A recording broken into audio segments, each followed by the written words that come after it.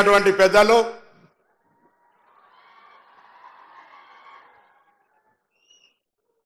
గౌరవనీయులు తెలంగాణ రాష్ట్ర ముఖ్యమంత్రి రేవంత్ రెడ్డి గారికి, గౌరవ ఉప ముఖ్యమంత్రి బట్టి విక్రమార్క గారికి, పెద్దలు సీనియర్ మంత్రి తుమ్మల నాగేశ్వరరావు గారికి, జూపల్లి కృష్ణారావు గారికి, దుద్దిల్ల శ్రీధర్ బాబు గారికి, గౌరవ కొండా సురేఖ మేడం గారికి, వేదిక మీద ఉన్నటువంటి గౌరవ శాసనసభ్యులకు, అధికారులకు, ఈరోజు ఈ ఉద్యోగ నియామక పత్రాలు పొందడానికి ఇక్కడికి విచ్చేసినటువంటి ముఖ్యంగా బీసీ వెల్ఫేర్ శాఖకు సంబంధించిన గురుకుల పాఠశాలల్లో రేపొద్దున భవిష్యత్తు భారత పౌరులను తయారు చేయడానికి విచ్చేసినటువంటి వాళ్ళందరూ కూడా పేరు పేరున హృదయపూర్వకంగా స్వాగతం తెలియజేస్తూ ఈ కార్యక్రమం శ్రీకారం చుట్టినటువంటి ముఖ్యమంత్రి గారికి, గౌరవ మంత్రులందరికీ ఒకసారి గట్టిగా చప్పట్లతో స్వాగతం చెప్పాల్సిందిగా కోరుతా ఉన్నా.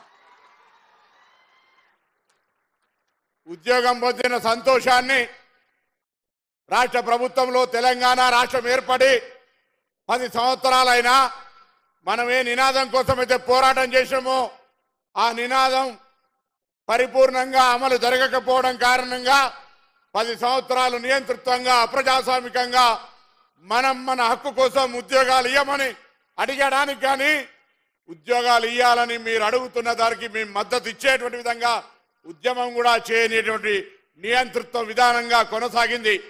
కానీ ఈరోజు తెలంగాణలో ప్రజాపాలన డిసెంబర్ 7 నాడు ప్రభుత్వం ఇక్కడ ఏర్పడి ప్రమాణ స్వీకారం చేస్తుంటే అక్కడ ప్రగతి భవన్ కంచెలు దిగి ఈరోజు ప్రజాపాలన కింద ప్రజల పాలన కొనసాగి 90 రోజులుగా ఈ ప్రజల సంక్షేమ కార్యక్రమాలు అనేకం తీసుకొని పోతా ఉన్నాం.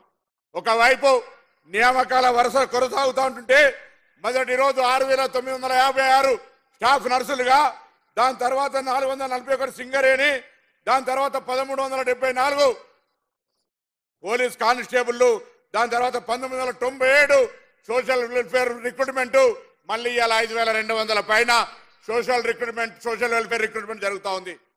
రాబోయే కాలంలో త్వరలోనే 11,000 డిఎస్సీ కావచ్చు, దాదాపు 3,000 చిల్లర ఆర్టీసీ కార్మికులు కావచ్చు, ఇతరత్ర అనేకమైనటువంటి గ్రూప్ 1, గ్రూప్ 2, గ్రూప్ 3తో పాటుగా అనేక నియామకాలు చేపట్టి ప్రక్రియను క్యాలెండర్ విడుదల చేయబోతుంది ప్రభుత్వం.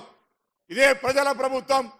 మనం ఏ ఆకాంక్షల కొరకు తెలంగాణ సాధించుకున్నామో ఆ ఆకాంక్షలు నెరవేర్చే విధంగా మీ ప్రభుత్వం ముందుకు పోతున్నటువంటి మాట సందర్భంగా మీ అందరూ కూడా జ్ఞాపకం చేస్తా ఉన్నా.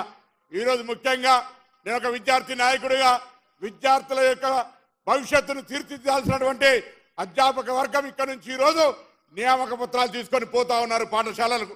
మిమ్మల్ని అందరూ విజ్ఞప్తి చేస్తా ఉన్నా, రేపు పొద్దున మీరు పనిచేసే గురుకులం నుండి ఈ దేశ నిర్మాణానికి సహకరించే విధంగా అక్కడ ఉన్నటువంటి పిల్లల్ని తయారు చేసే బాధ్యత మీది అనే మాట సందర్భంగా నేను మనవి చేస్తా ఉన్నా.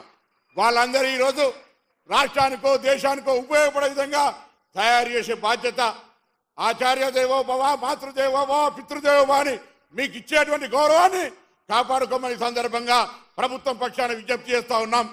ప్రభుత్వం కూడా పిల్లలకు సంబంధించి గురుకులాలు, మెస్ ఛార్జీలు కావచ్చు, ఇతరత్ర సౌకర్యాల కొరకు గత ప్రభుత్వం బిల్లులు 2 సంవత్సరాలు పెండింగ్ వచ్చినటువంటి పరిస్థితుల్లో గౌరవ ముఖ్యమంత్రి గారు, ఆర్థిక శాఖ మంత్రి గారు అటువంటి బిల్లులు పేమెంట్ చేయాలని చీఫ్ సెక్రటరీ గారికి సూచన చేసి రాబోయే కాలంలో గ్రీన్ ఛానల్ ద్వారా పేమెంట్స్ అని చేపించడానికి అంకురార్పణ చేయబోతున్నారనే మాట కూడా ఈ సందర్భంగా మనం చేస్తున్నాం.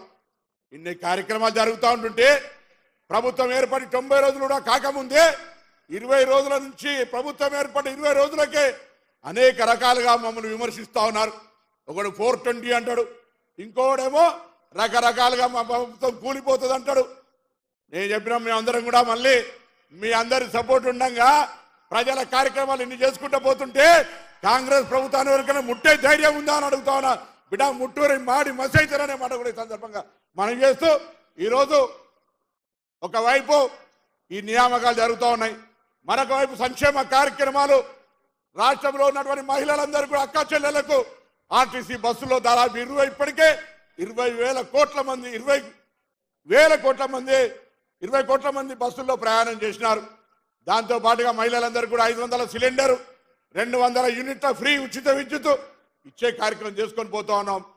ఇందిరమ్మ ఇండ్ల కార్యక్రమం కావచ్చు, ఇతర కార్యక్రమం కూడా చేస్తా ఉన్నాం.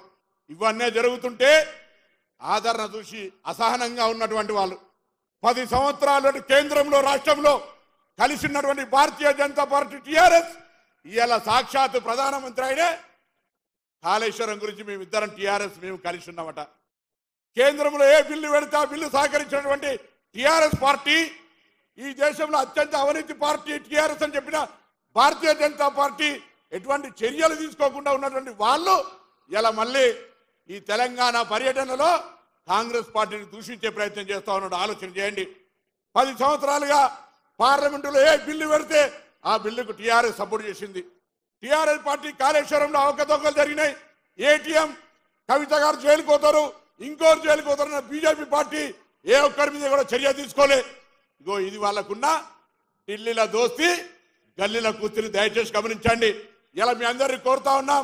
రేపు రాబోయే కాలంలో ఈ తెలంగాణ రాష్ట్ర ప్రభుత్వం ఉద్యోగ నియామకాలు కావచ్చు, ఇతర హామీలు అన్ని అమలు కావాలంటే రాబోయే కాలంలో వాళ్ళు చెప్పినటువంటి డబుల్ ఇంజన్ లెక్క తెలంగాణ ఉన్న పార్లమెంట్ సభ్యులన్నీ కూడా ఇప్పుడు పరిపాలిస్తున్న పార్టీకి అప్పచెప్తే రాష్ట్రం అన్ని రకాలుగా ముందుకోవడానికి అవకాశం ఉంటుందనే మాట కూడా ఈ సందర్భంగా అమలు చేస్తూ మరొక్కసారి కార్యక్రమం తీసుకున్న గౌరవ ముఖ్యమంత్రి గారికి, మంత్రులందరూ కూడా ఇటువంటి విధంగా విద్య, వైద్యము, సంక్షేమానికి సంబంధించి రాబోయే కాలంలో అత్యంత ప్రాధాన్యత చేయాలని ఇవ్వడానికి మేము అందరూ కూడా సంకల్పంతో ఉన్నామనే మాట మనం చేస్తూ మరొక్కసారి ఈరోజు నియామకాలు పొందుతున్న అందరూ కూడా ప్రత్యేకించి ఆర్థికంగా శుభాకాంక్షలు తెలియజేస్తూ నమస్కారం చెప్తూ సెలవు తీసుకుంటా ఉన్నాను.